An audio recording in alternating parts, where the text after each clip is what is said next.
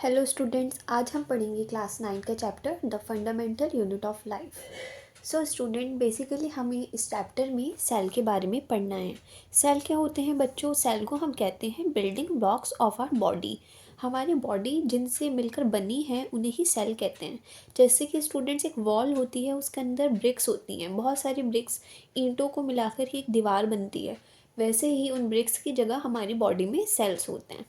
तो ये जो यहाँ पे डायग्राम है ये सेल का स्ट्रक्चर है स्टूडेंट्स। कैसा होता है?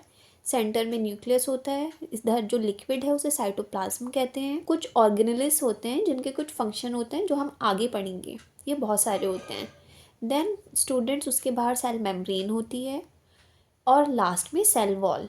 तो आगे हम पढ़ेंगे सेल वॉल भी सारे सेल्स में नहीं होती, कुछ में ही होती है। स्टूडेंट्स, अब इसकी थोड़ी सी डिस्कवरी में आ जाते हैं हम कि सेल सबसे पहले डिस्कवर किए हैं रॉबर्ट ह्यूक ने, जो कि एक डेड कॉक सेल था 1665 में।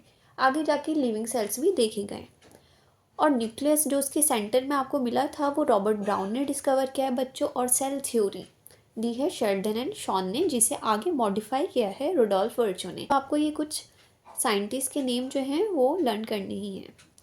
नाउ स्टूडेंट्स, जो सेल होता है वो दो टाइप के होते हैं, आपने क्लास 8 में भी पढ़ा होगा, prokaryotic cells and eukaryotic cells. तो जिन बच्चों को नहीं पता है मैं आपको एक्सप्लेन करती हूँ। प्रोकैरियोटिक प्रिमिटिव होते हैं, जो पहले आए थे, जिनके पास बच्चों मेम्ब्रेन बाउंड ऑर्गेनेल्स नहीं होते। मीन्स जो हमने स्ट्रक्चर में ये सारी चीज़ें देखी हैं स्टूडेंट्स, ये नहीं होती, और अगर होंगी भी तो उनके पास मेम्ब्रेन नहीं होंगी। Students, what are eukaryotic cells? जिनके पास मेम्ब्रेन बाउंड ऑर्गेनेल्स होते हैं और वेल डिफाइंड न्यूक्लियस। न्यूक्लियस भी आपको क्लियर नज़र आता है। ये तो थी डिफरेंट टाइप्स ऑफ सेल। अब यूकैरियोटिक के भी दो टाइप्स हैं, plant cell and animal cell.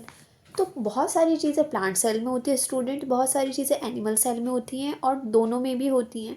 तो यहाँ पर हम उन चीज़ों की बात नहीं कर रहे हैं जो दोनों में होती है, बट हमने यहाँ पे सिर्फ डिफरेंसेस देखे हैं। जैसे कि प्लांट सेल के अंदर हमें सेल वॉल देखने के लिए मिलती है, जो आउटर मोस्ट लेयर होती है, लेकिन एनिमल सेल में नहीं होती, सिर्फ प्लाज्मा मेम्ब्रेन या फिर सेल मेम्ब्रेन ही होती है। प्लास्टिड्स मिलते हैं हमें प्लांट सेल में, जो कि एनिमल सेल में एब्सेंट है। हमें लार्ज वैक्यूल मिलता है, एनिमल सेल में थोड़े स्मॉल साइज का होगा। एंड इन एनिमल सेल हमें सेंट्रोजोम देखने के लिए मिलता है, जो कि प्लांट सेल में एब्सेंट होता है। So students, this is the first lecture of the chapter. इसमें मैंने आपको ओवरव्यू टाइप दे दिया है, हम चैप्टर को कैसे कैसे पढ़ेंगे। तो अब इसके बाद हम सेल वॉल के बारे में पढ़ेंगे in details, then cell membrane, nucleus, cytoplasm, और जो यहाँ से मैंने ये कुछ नाम लिखे हैं ये सेल ऑर्गेनेल्स हैं। इनके सबके डिफरेंट फंक्शन हैं जिन्हें हम अच्छे से पढ़ेंगे। इन सब सेल ऑर्गेनेल्स के स्टूडेंट्स अलग अलग स्पेसिफिक फंक्शन है। Endoplasmic reticulum, Golgi apparatus, lysosomes, mitochondria, plastids and vacuoles.